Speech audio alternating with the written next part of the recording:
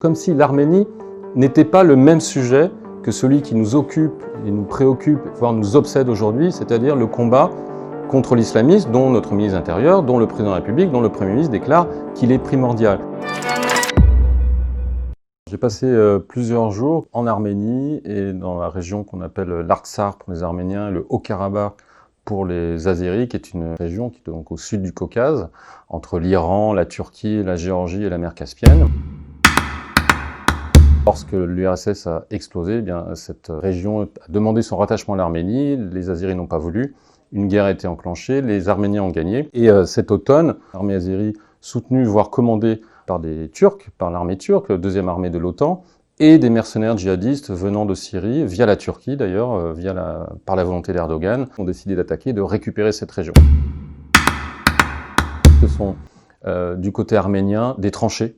On est dans les tranchées de 14-18. C'est vraiment une nation en armes. Et les gens ne sont pas du tout militaristes, pas du tout nationalistes, pas du tout guerriers. Ils disent juste, si on ne se bat pas, nous serons exterminés. Qu'ils aient raison ou non, en tout cas, c'est leur raisonnement. Et donc, ça leur paraît naturel de prendre leurs armes. On a vu dans les hôpitaux des blessés avec des blessures très impressionnantes, notamment des gens brûlés au phosphore. Le phosphore est interdit, bien entendu, utilisé par l'armée azérie pour nettoyer les forêts, parce que c'est compliqué de traverser une forêt pour aller d'un point à un autre, surtout en montagne. Donc c'était plus pratique de bombarder au phosphore, sauf que parfois il y avait des civils. Ce qui a été frappant dans ce conflit, c'est le silence et l'absence de la diplomatie européenne et française en particulier. Les Arméniens sur place me disaient, votre président au moins, il a désigné l'agresseur, Aliyev, l'Azerbaïdjan. Il a dit qu'il y avait des mercenaires djihadistes via la Turquie qui étaient venus, donc ça, Macron l'a dit.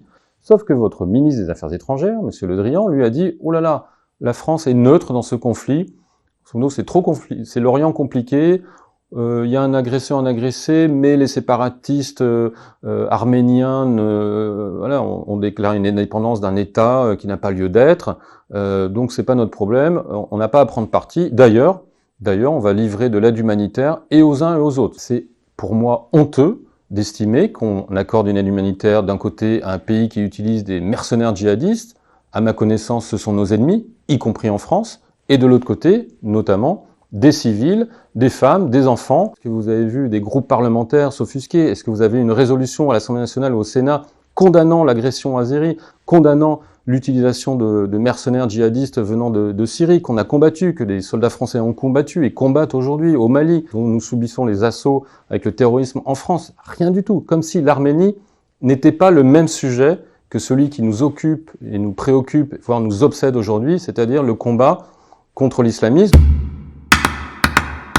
Vous avez un espace pour Erdogan, c'est vraiment le sultan, dans toute sa splendeur. Il a complètement reconstitué un empire ottoman 2.0 qui part de Istanbul et qui va jusqu'à Bishkek au Kirghizistan, c'est-à-dire des milliers de kilomètres de largeur sans interruption. La seule interruption qui existait sur cette carte jusqu'à maintenant, c'était l'Arménie. Ce petit État chrétien depuis le IVe siècle, le premier État chrétien au monde, qui est sacrifié sur l'autel des accords économiques, financiers, géopolitiques, voire moraux du monde entier.